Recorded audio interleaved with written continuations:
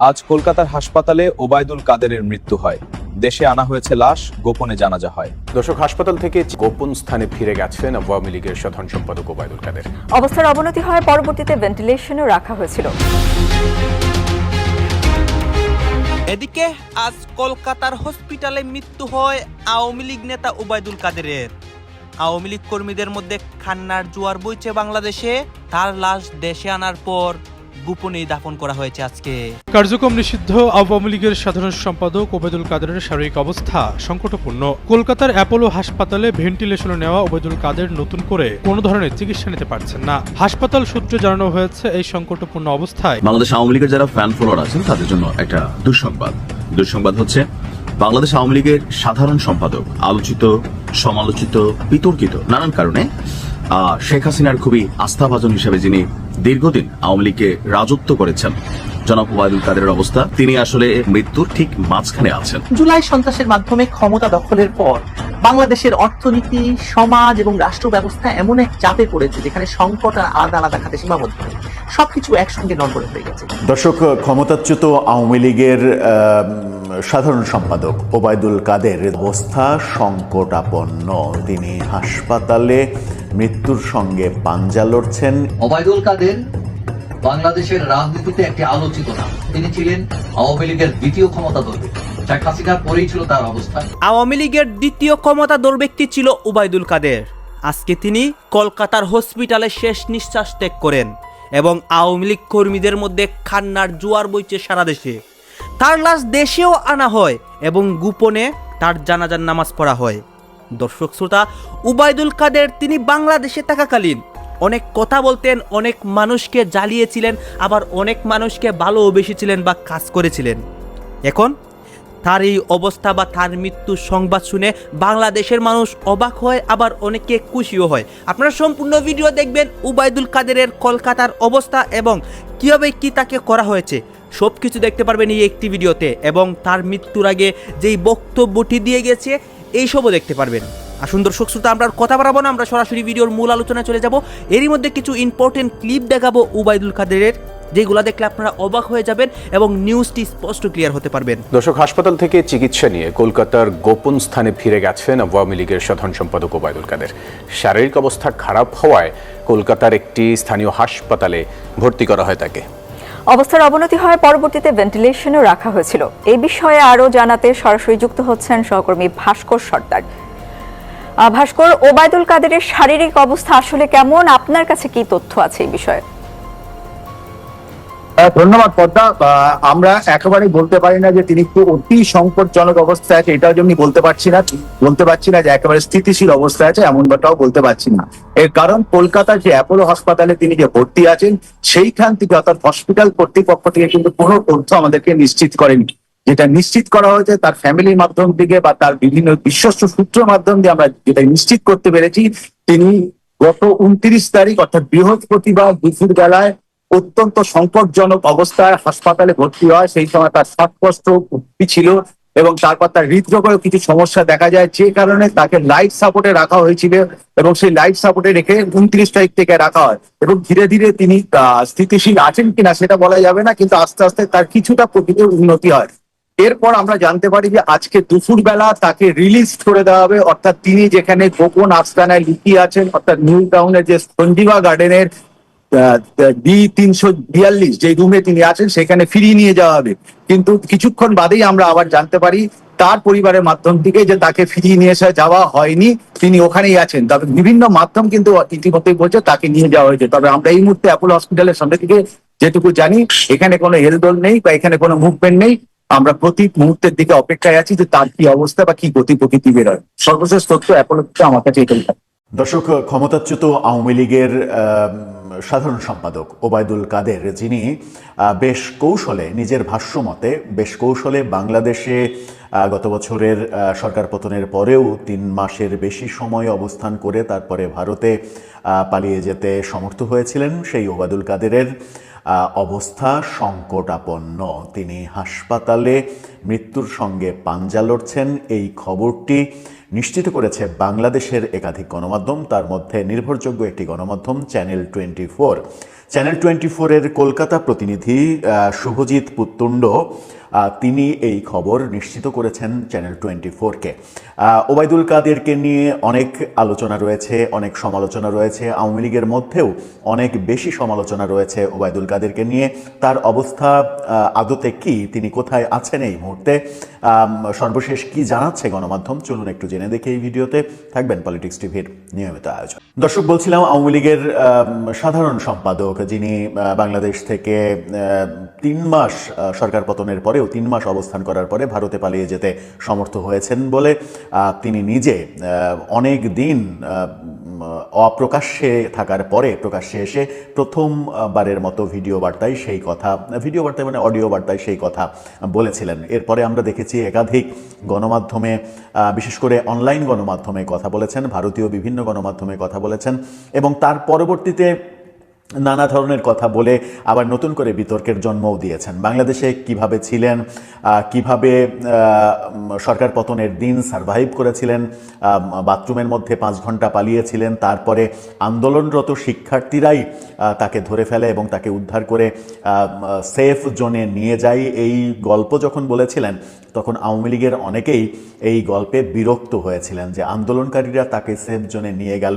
মানে কি এটা যে আন্দোলনকারীদের সঙ্গে তার কোনো মানে সম্পর্ক ছিল, গোপন সম্পর্ক ছিল, এরকম অনেক সমালোচনা আমরা হতে দেখেছি। সেই ওবায়দুল কাদের এখন হাসপাতালে মৃত্যুর সঙ্গে পাঞ্জা লড়ছেন এমন খবর এসেছে, এমন খবর দিচ্ছে বাংলাদেশের গণমাধ্যম চ্যানেল 24। আমরা এই ভিডিও যখন করছি তখন ভারতীয় তেমন কোনো গণমাধ্যমে এই খবর আসতে দেখিনি, গুরুত্ব সহকারে আসতে দেখিনি। হয়তো গুরুত্বহীন কোনো একটা জায়গায় এখনও তারা প্রকাশ করেছে, তবে গুরুত্বপূর্ণ এই জায়গায় আসতে দেখিনি। তবে বাংলাদেশের একাধিক গণমাধ্যম অনলাইন ভার্সনে এই খবরটাকে লিড নিউজ করেছে। চ্যানেল 24-এর শিরোনামটা দেখে নিন, সেখানে বলা হচ্ছে ওবায়দুল কাদেরের অবস্থা সংকটাপন্ন। জুলাই গণঅভ্যুত্থানের পর ভারতে পালিয়ে যাওয়া ওবায়দুল কাদেরের শারীরিক অবস্থা সংকটাপন্ন। কার্যক্রম নিষিদ্ধ আওয়ামী লীগের এই সাধারণ সম্পাদককে কলকাতার অ্যাপোলো হাসপাতালে ভেন্টিলেশনে রাখা হয়েছে। ভেন্টিলেশন মানে লাইফ সাপোর্টের আগের স্টেপ, মানে তিনি আইসিইউতে আছেন, তাকে ভেন্টিলেশনে রাখা হয়েছে, অর্থাৎ কৃত্রিম শ্বাস প্রশ্বাসের পর্যায়েই তাকে রাখা হয়েছে। বার্ধক্যজনিত একাধিক অসুস্থতার কারণে বেশ কিছুদিন যাবৎ শয্যাশায়ী ছিলেন ওবায়দুল কাদের। কলকাতার নিউ টাউনের বাড়িতেই চলছিল অক্সিজেন। বিশ্বস্ত সূত্রে জানা গেছে গত শুক্রবার আচমকাই তার শারীরিক অবস্থার অবনতি হয়। প্রায় সংজ্ঞাহীন অবস্থায় তাকে কলকাতার বাইপাসের কাছে অ্যাপোলো হাসপাতালে নিয়ে যাওয়া হয়। হাসপাতালে ভর্তির পরেই তাকে দেয়া হয় ভেন্টিলেশন। হাসপাতাল সূত্রের খবর, চিকিৎসায় সাড়া দিচ্ছেন তিনি, তবে অবস্থা বেশ সংকটাপন্ন। অর্থাৎ চিকিৎসা নিতে পারছেন, ভেন্টিলেশন পর্যন্ত নিতে পারছেন, কিন্তু তার অবস্থা সংকটাপন্ন। আমরা বাংলাদেশে দেখলাম যে এই ভেন্টিলেশন, আইসিইউ এই পর্যায়ে বিএনপির সভানেত্রী বেগম খালেদা জিয়া অনেক দিন বাংলাদেশের এভারকেয়ারে হাসপাতালে থাকার পরে তিনি কিন্তু সারভাইভ করতে পারেননি। অবশেষে তিনি গত 30 ডিসেম্বর মৃত্যুর কোলে ঢলে পড়েন। ওবায়দুল কাদের বাংলাদেশে এই মুহূর্তে অনেক বেশি সমালোচিত, আওয়ামী লীগই তো অনেক বেশি সমালোচিত। তার এই অসুস্থতা হয়তো বেশিরভাগ মানুষকেই ব্যথিত করবে না। আবার আওয়ামী লীগের মধ্যেও এক ধরনের বিভক্তি রয়েছে তাকে নিয়ে। বেশিরভাগ একটা দল মনে করে যে আওয়ামী লীগের যে চরম পরিণতি হয়েছে, এই চরম পরিণতি এবং দলকে খুবই খারাপ অবস্থায় নিয়ে যাওয়ার জন্য ওবায়দুল কাদেরই দায়ী। ওবায়দুল কাদেরের জন্য দল ধ্বংস হয়ে গেছে এবং দলে হাইব্রিড অন্য দলের লোকজনকে এনে এবং অযোগ্যদেরকে বিভিন্ন জায়গায় পুনর্বাসন করে দলকে ধ্বংস করেছেন। এবং দল ধ্বংস হওয়ার কারণে 24-এর যে গণ আন্দোলন, সেই গণ আন্দোলন রাজনৈতিকভাবে মোকাবেলা করা সম্ভব হয়নি, প্রশাসন দিয়ে মোকাবেলা করতে হয়েছে।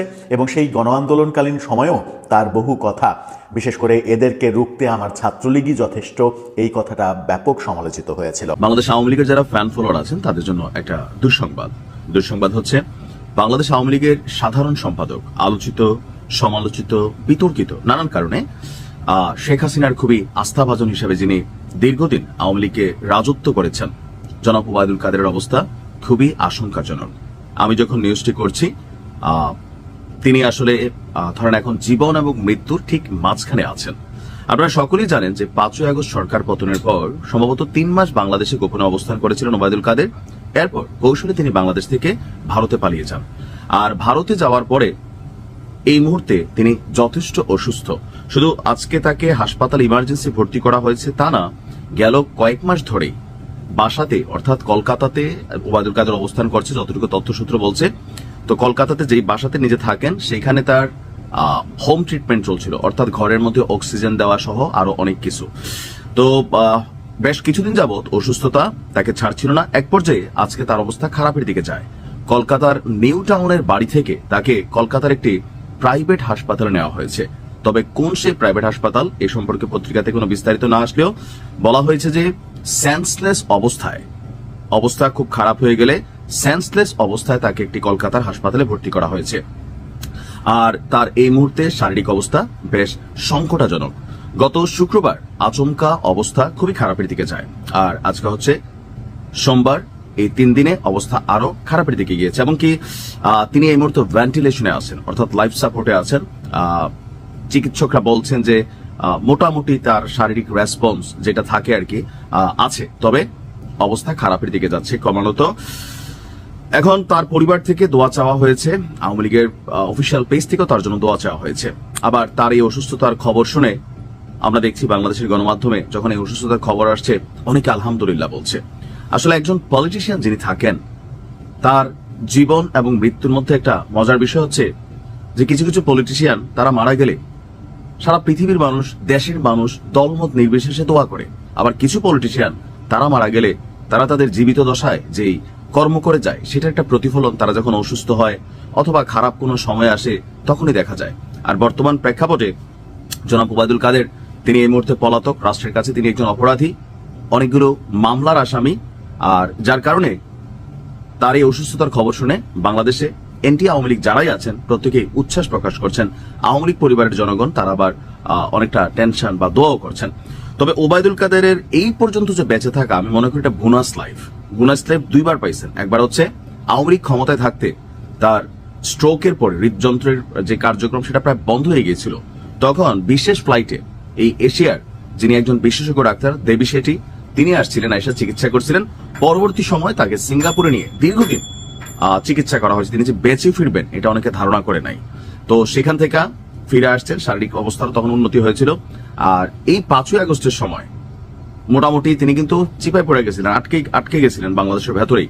বাট কৌশলে হোক, টেকনিক্যালি হোক, টাকা দিয়া হোক, নানানভাবে নিজের জীবনটা তিনি বাঁচাতে পারছেন। জুলাই সন্ত্রাসের মাধ্যমে ক্ষমতা দখলের পর বাংলাদেশের অর্থনীতি, সমাজ এবং রাষ্ট্র ব্যবস্থা এমন এক চাপে পড়েছে যেখানে সংকট আর আলাদা আলাদা খাতে সীমাবদ্ধ নেই।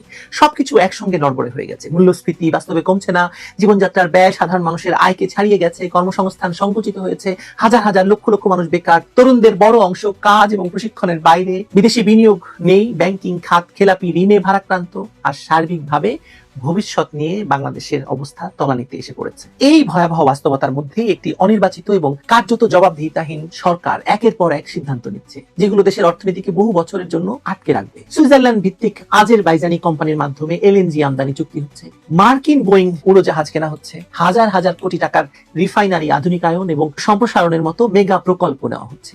এগুলো এই মুহূর্তে আসলেই বাংলাদেশের জন্য অপরিহার্য কিনা, প্রকৃত ব্যয় কত, ঝুঁকি কোথায়, লাভ কিভাবে এবং কাদের জন্য আসবে, আর কেন নির্বাচনের আগে ক্ষমতা থেকে যেতে যেতে ইউনূস এত দীর্ঘমেয়াদী দায় বাংলাদেশের ঘাড়ে চাপিয়ে যাচ্ছে, কে তাকে এগুলো করার বৈধতা দিল? বাস্তবতা হলো বিগত 17 মাসে বাংলাদেশ অর্থনীতি, রাজনীতি এবং প্রাতিষ্ঠানিক আস্থার দিক থেকে এমন নেতিবাচক জায়গায় গিয়ে দাঁড়িয়েছে যে একটি নির্বাচিত সরকার এলেও স্বল্প সময়ে দেশকে 2024 সালের আগস্টের আগের অবস্থায় ফিরিয়ে নেওয়া সহজ হবে না।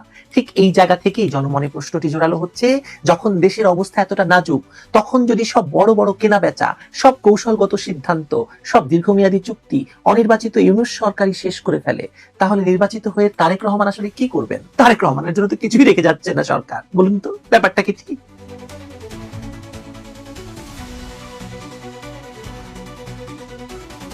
দু সালে ব্রিটিশ দৈনিক দ্য গার্ডিয়ান একটি অনুসন্ধানী প্রতিবেদন প্রকাশ করেছিল। সেখানে আজেরবাইজানের প্রেসিডেন্ট ইলহাম আলিয়েভের 2 কন্যার অফশোর কোম্পানি গোপন সম্পদ ব্যবস্থাপনা এবং সেই প্রক্রিয়ায় পশ্চিমা আইনি এবং আর্থিক ব্যবস্থার ব্যর্থতা নিয়ে দর্শক আপনারা তো দেখলেন এখানে কি কথা হচ্ছে, অনেকে কিন্তু অনেক কথা বলতেছে, অনেকে আলোচনা করতেছে, অনেকে সমালোচনা করতেছে দেশের বিভিন্ন অবস্থা এবং পরিস্থিতি নিয়ে, এবং বিশেষ করে এইখানে ওবায়দুল কাদেরের বিষয় নিয়ে কথা হয়, তার বর্তমান অবস্থা এবং তার প্রেক্ষাপট নিয়ে, বা দেশের মধ্যেও যে একটা অস্থিতিশীল পরিবেশ প্রতিনিয়ত হয় নির্বাচন নিয়ে, এইগুলো নিয়েই কথা হয়েছে গাইজ। এই বিষয়গুলো নিয়ে আপনাদের মন্তব্য কি? আপনাদের মন্তব্যটা অবশ্যই আপনারা আমাদের কমেন্ট বক্সে লিখে যাবেন। আর হ্যাঁ, তখন আপনাদেরকে আমরা যা কিছু দেখিয়েছি সব কিছু আমরা সোশ্যাল মিডিয়া থেকে সংগ্রহ করেছি, এখানে আমাদের নিজস্ব কোনো মন্তব্য নেই বা আমাদের নিজস্ব কোনো সিদ্ধান্ত নেই। সর্বশেষ আপনাদের কাছে আমাদেরকে রিকোয়েস্ট থাকবে, আপনারা আমাদের চ্যানেলে নতুন দর্শক হয়ে থাকলে চ্যানেলটি সাবস্ক্রাইব করবেন এবং পাশে থাকা বেল বাটনটি বাজাবেন, যাতে করে নেক্সট ভিডিওটা সবার আগে আপনাদের কাছে পৌঁছে যায়। ধন্যবাদ।